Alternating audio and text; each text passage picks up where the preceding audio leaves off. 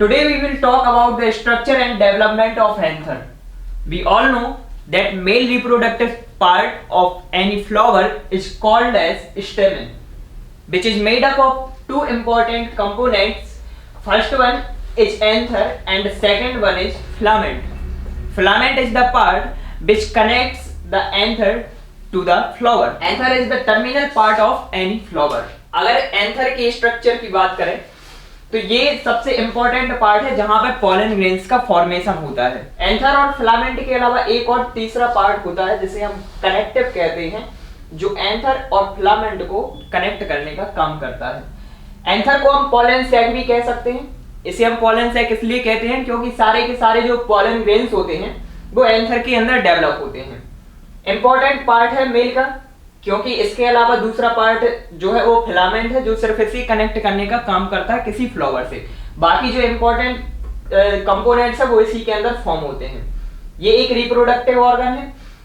Fertile portion of stamen, इसके अंदर pollen grains का फॉर्मेशन हो रहा है, इसलिए इसे हम क्या कह रहे हैं, फर्टाइल पोर्शन ऑफ स्टेमेन, क्योंकि इसी से जो जनरेटिव सेल्स आगे जाएंगी वही आगे जाके फर्टिलाइजेशन करने का काम करते हैं। इसके बाद अगर एंथर के स्ट्रक्चर की बात करें तो इसमें दो लोब्स प्रेजेंट होते हैं। तो यहाँ पे हम क्लियरली देख सकते हैं, first one is here and second one is here. दो अलग अलग लोब प्रेजेंट हैं हर एक एंथर में। हर एक लोब के पास दो पॉलन सैक होते हैं। मतलब ये आगे जाके अगर आप इसकी 3D व्यू की बात करें तो ये पीछे इस तरह से होता है, जहां पे इसके दो पॉलन सैक्स प्रेजेंट होते हैं। अगर इसकी वाइड स्ट्रक्चर को देखें तो यहाँ पे आप इसे क्लियरली देख सकते हैं।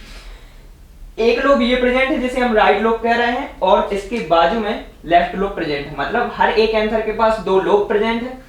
अगर एक लोब की बात करी जाए तो एक पॉलन सैक यहाँ पर प्रेजेंट है अपर साइड और एक प्रेजेंट है यहाँ पर लोअर साइड में।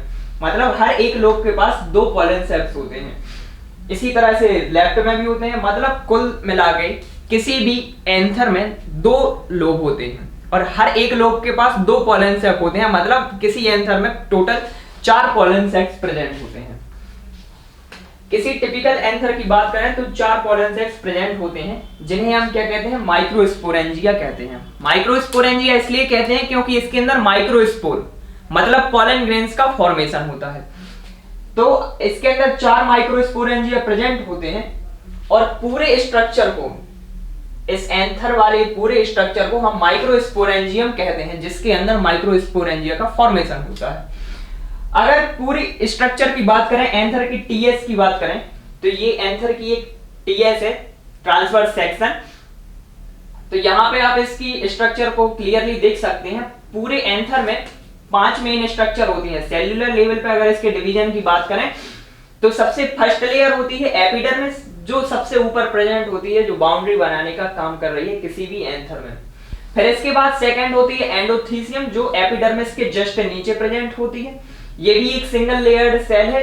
इसकी खासियत ये है कि ये कॉलमनर सेल्स से मिलकर बनी है। कॉलमनर सेल्स मतलब जो लेंथ में बड़ी होती हैं, थोड़ी विड्थ में छोटी होती हैं। इसके बाद है मिडिल लेयर। एंडोथीसियम के जैसे ही अंदर आप एंटर करते हैं तो एक थिक लेयर प्रेजेंट होती है सेल्स की। लगभग 2 से 3 लेयर्स प्रेजेंट होती हैं यहाँ पर मिडिल लेयर, जो मिडिल लेयर को कॉन्स्टिट्यूट करने का काम करती है। मिडिल लेयर के बाद आती है चौथी लेयर, जो अंदर एक सर्कल के फॉर्म में आपको दिख रही है, सर्कल के पेरिफेरी के फॉर्म में। इसे हम क्या करें, टैपिटम कहते हैं, जो किसी भी एंथर के अंदर प्रेजेंट माइक्रोस्पोर्स को न्यूट्रिशन प्रोवाइड करने का काम करता है। इसके बाद है माइक्रोस्पोरेंजिया। माइक्रोस्पोरेंजिया मतलब जो आप अभी पेरिफेरी देख रहे थे, इस पेरिफेरी के अंदर वाली सारी की सारी सेल्स या सारे के सारे स्पोर्स जो प्रेजेंट है, उन सबको मिला के हम कहते हैं माइक्रोस्पोरेंजिया। इन माइक्रोस्पोरेंजिया के अंदर छोटे छोटे स्पोर्स डेवलप होते हैं, जिन्हें हम पॉलन ग्रेन्स कहते हैं।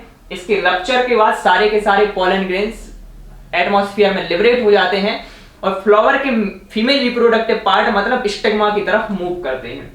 अगर एक बार फिर से इनकी स्ट्रक्चर की बात करें तो 5 लेयर प्रेजेंट है, epidermis, endothecium, middle layer, tapetum and microsporangia.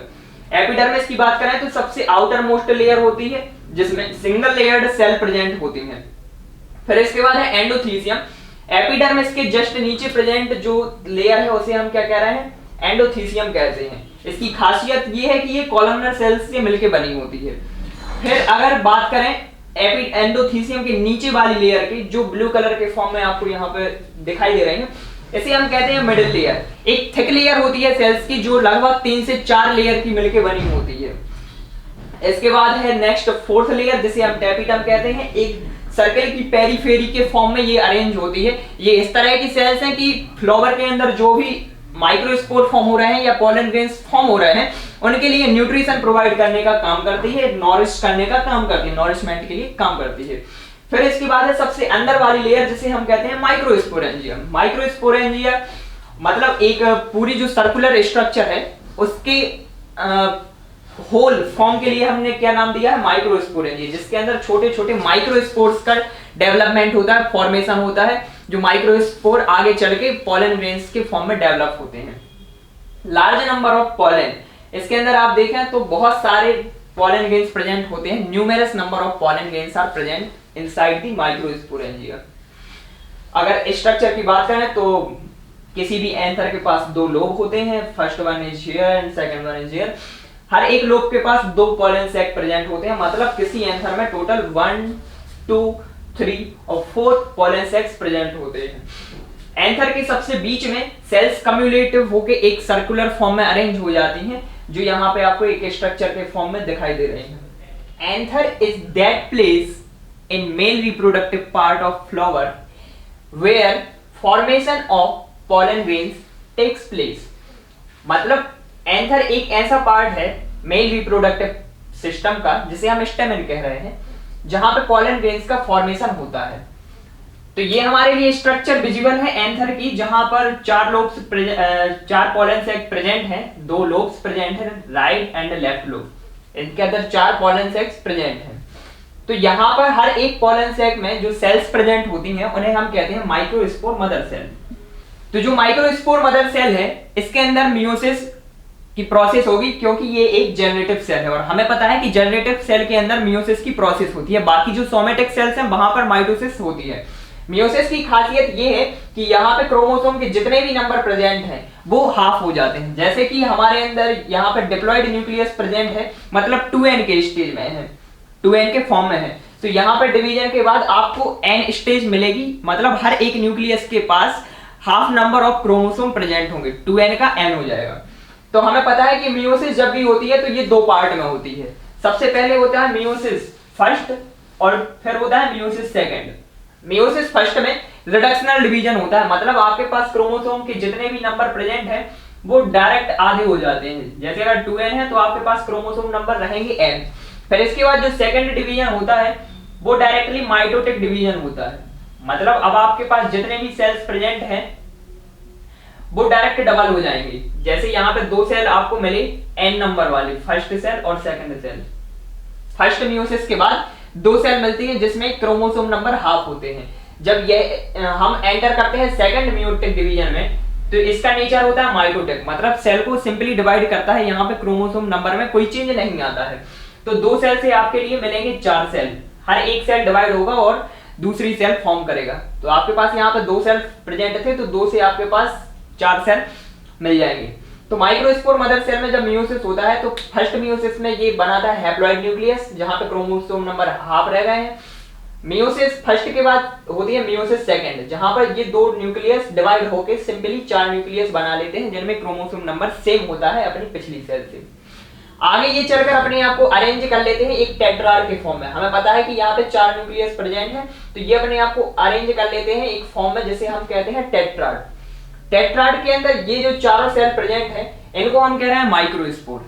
इन चारों में से हर एक लिबरेट हो जाएगा, एक दूसरे से अलग हो जाएगा और फॉर्म करेगा माइक्रोस्पोर, जिसे हम पॉलन ग्रेन कहते हैं। 4 आपके पास न्यूक्लियस प्रेजेंट हैं, हर एक रिलीज हो गया है एटमॉस्फेयर में और अपने आप को डेवलप करने के लिए प्रिपेयर करेगा। इनमें से हर एक को हम कहते हैं माइक्रोस्पोर, मतलब यहाँ पे 4 माइक्रोस्पोर प्रेजेंट है, 1 2 3 4, चारों के चारों माइक्रोस्पोर प्रेजेंट है जो आगे जाके पॉलन ग्रेन को फॉर्म करेंगे। तो माइक्रोस्पोर जिसे हम पॉलन ग्रेन कह रहे हैं आगे डेवलप होके अपने अंदर एक वैक्यूल बनाता है। प्लांट सेल के अंदर जनरली वैक्यूल्स फॉर्म होते हैं। वैक्यूल एक एम्प्टी स्पेस होता है जिसके अंदर गैसियस सब्सटेंस प्रेजेंट होते हैं। तो यहाँ पे वैक्यूल प्रेजेंट है और वैक्यूल के साथ में एक छोटा सा न्यूक्लियस प्रेजेंट है। अब पोलन ग्रेन के मैच्योरेशन के टाइम पे इसमें माइटोसिस होती है। माइटोसिस मतलब सिंपली सेल डिवीजन, जहां पे क्रोमोसोम नंबर सेम रहते हैं। मान लो हमारे पास 2n स्टेट है तो 2n की 2n बनी रहेगी, बस सेल डिवाइड हो जाएगी दो सेल्स में।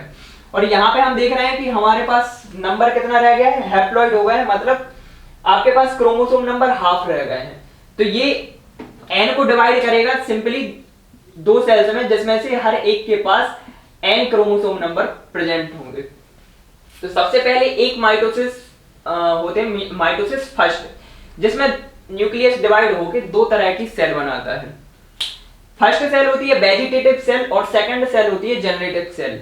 वेजिटेटिव सेल आगे जाके अपनी साइज को बड़ा कर लेती है, मतलब इन दोनों का कंपैरिजन किया जाए तो वेजिटेटिव सेल साइज में लार्ज होती है, जबकि जनरेटिव सेल साइज में स्मॉल होती है। वेजिटेटिव और जनरेटिव सेल्स दोनों आगे जाके एक बार और डिवीजन करते हैं, जिसे हम क्या कहते हैं, पोलन माइटोसिस सेकंड। ये आप पूरे पोलन ग्रेन के डेवलपमेंट के स्टेजेस को देख रहे हैं।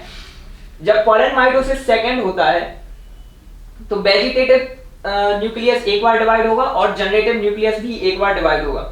मतलब ये आपकी जो सेल है आगे जाके दो सेल्स में डिवाइड हो जाएंगी, जहां पे क्रोमोसोम नंबर एग्जैक्ट रहेंगे। तो पूरे पोलन ग्रेन की स्ट्रक्चर इस तरह से है कि सबसे बाहर एक लेयर प्रेजेंट होती है जिसे हम कहते हैं एक्जाइन।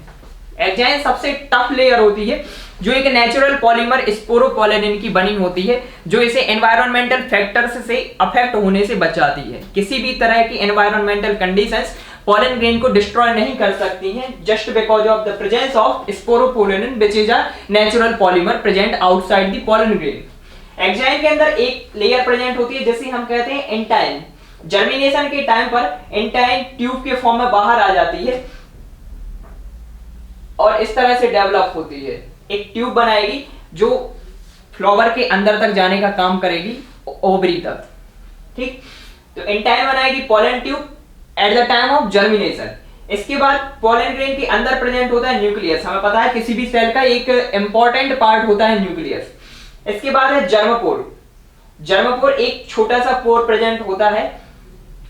एक्चुअली अगर किसी पोलन ग्रेन की बात करें तो जर्मपोर वह प्लेस है जहां पर एक्जाइन प्रेजेंट नहीं होती है।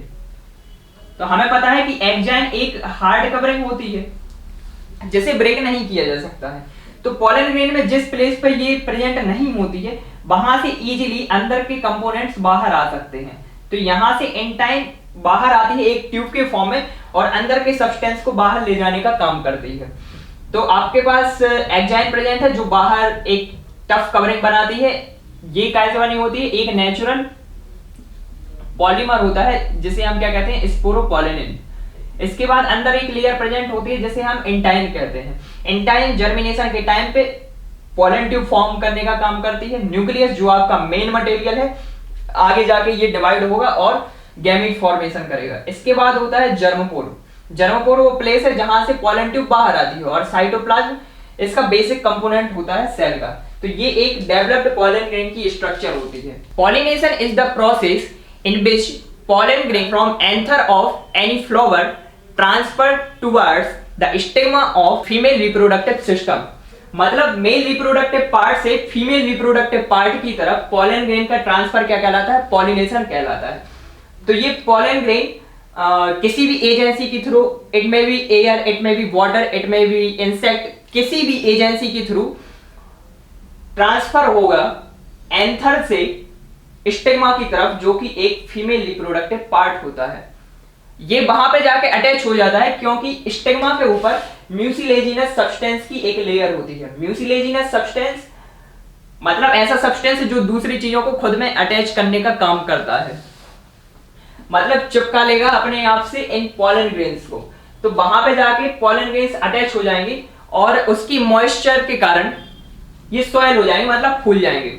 और जहां से जर्मपोर प्रेजेंट है, जहां पर जर्मपोर प्रेजेंट है, वहां से एंटाइन बाहर आना शुरू कर देती है एक ट्यूब के फॉर्म में। और हमें पता है कि पोलन माइटोसिस के दौरान आपके दो न्यूक्लियस फॉर्म होते हैं, जिनमें से एक होता है वेजिटेटिव न्यूक्लियस और दूसरा होता है जनरेटिव न्यूक्लियस। अब यहाँ पे दो स्टेज हो सकती हैं।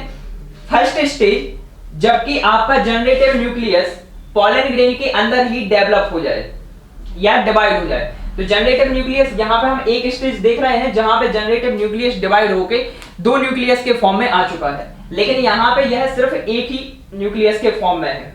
तो फर्स्ट कंडीशन में ये जाएगा स्टिग्मा पर और अपने आप को डिवाइड करने का काम करेगा। एक ये जनरेटिव न्यूक्लियस प्रेजेंट है और एक वेजिटेटिव प्रेजेंट है। तो यहाँ पे खासियत ये है कि सबसे पहले वेजिटेटिव न्यूक्लियस मूव करता है पॉलन ट्यूब के थ्रू और सबसे आगे जाके प्लेस हो जाता है। इसको फॉलो करता है जनरेटिव सेल या जनरेटिव न्यूक्लियस। अगर आपका सेल डिवीजन पॉलन ग्रेन के अंदर नहीं हुआ है, मतलब जनरेटिव न्यूक्लियस ने खुद को डिवाइड नहीं किया है दो न्यूक्लियस के फॉर्म में, तो ये अपने आप को डिवाइड करने का काम करता है स्टिग्मा के अंदर। स्टिग्मा पर ये न्यूक्लियस दो न्यूक्लियस के फॉर्म में डिवाइड हो जाएगा और इसके आगे एक सेल प्रेजेंट होगी जिसे हम वेजिटेटिव सेल या वेजिटेटिव न्यूक्लियस कहते हैं। इस पॉलन ट्यूब के अंदर आप देख सकते हैं कि यहाँ पर दो जर्म सेल प्रेजेंट है और एक वेजिटेटिव न्यूक्लियस प्रेजेंट है। दो जर्म सेल प्रेजेंट है क्योंकि ये एंजियोस्पर्म प्लांट्स का एक कैरेक्टरिस्टिक है, क्योंकि दो न्यूक्लियस से आपका दो बार फर्टिलाइजेशन होगा, जिसे हम क्या कहते हैं, डबल फर्टिलाइजेशन कहते हैं, जिससे एक से जाइगोट फॉर्मेशन होता है और एक से एंडोस्पर्म का फॉर्मेशन होता है। स्टिग्मा के ऊपर पॉलन ग्रेन के जर्मिनेशन का काम होता है। हमें पता है कि स्टिग्मा पर मॉइस्चर प्रेजेंट होती है due to the mucilaginous substance. वहां पे जाके स्टिक कर जाते हैं पॉलन ग्रेन्स और इसके अंदर की जो एंटाइन है ये बाहर आ जाती है सोइलिंग के कारण, जो जर्मपोर है उसके थ्रू बाहर आने का काम करती है।